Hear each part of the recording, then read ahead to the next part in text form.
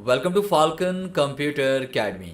मैं हूं केवल विजय और मैं आज आपको एक न्यू फंक्शन, एक न्यू फार्मूला आपको पढ़ाने जा रहा हूं और इस फार्मूले का इस्तेमाल करके आप एक अच्छा रिजल्ट हासिल कर सकते हैं। बाद में ऐसा होता है कि हम कोई भी टेस्ट या कोई भी हम वहाँ पे पेपर दे रहे होते हैं और हमें बताया जाता है कि आप इन सब्जेक्ट्स में से किसी एक सब्जेक्ट में अगर आप फेल हो जाते हैं तो आपको फेल ही करार दिया जाएगा।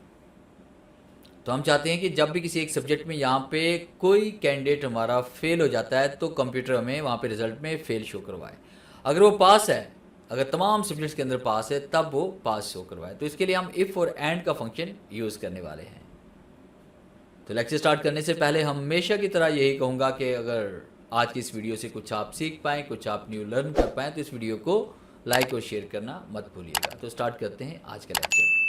जैसे कि स्क्रीन पर मैंने एक यहाँ पे टेबल क्रिएट किया हुआ है कि जिसमें लिखा हुआ है रोल नंबर, नेम, और इस तरह से आपने एक टेबल क्रिएट कर लेना है और यहाँ पे हमने फॉर्मूला ऐड करना है जहाँ पे रिजल्ट लिखा हुआ है।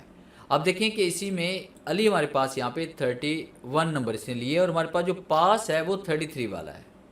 अब हम ये चाहते हैं कि अगर वो किसी भी एक सब्जेक्ट में अगर फेल हो जाता है तो कंप्यूटर उसे फेल ही यहाँ पे शो करवाए। अगर तमाम सब्जेक्ट में पास है तो यहाँ पे पास शो करवाए।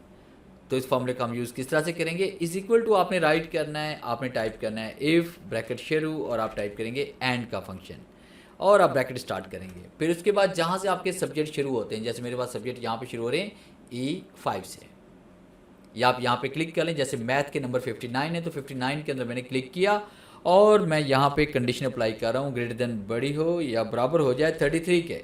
तो ये तो हमारे पास हो गया मैथ का। उसके बाद फिर कॉमा टाइप करते हैं, फिर उसके बाद हमने यहाँ पे इंग्लिश पे क्लिक किया, फिर ग्रेटर देन बड़ी हो जाए वैल्यू 33 से या बराबर हो जाए। तो फिर आपने क्या किया, यहाँ पे कॉमा टाइप करते हैं, फिर उसके बाद आपने क्या किया, यहाँ पे क्लिक किया बायो पे, फिर उसके बाद आपने ग्रेटर देन और इज इक्वल टू राइट करते हैं 33 टाइप करेंगे, कॉमा टाइप करेंगे और फिर उसके बाद आपने यहाँ पे लास्ट सब्जेक्ट पे आपने क्लिक करना है।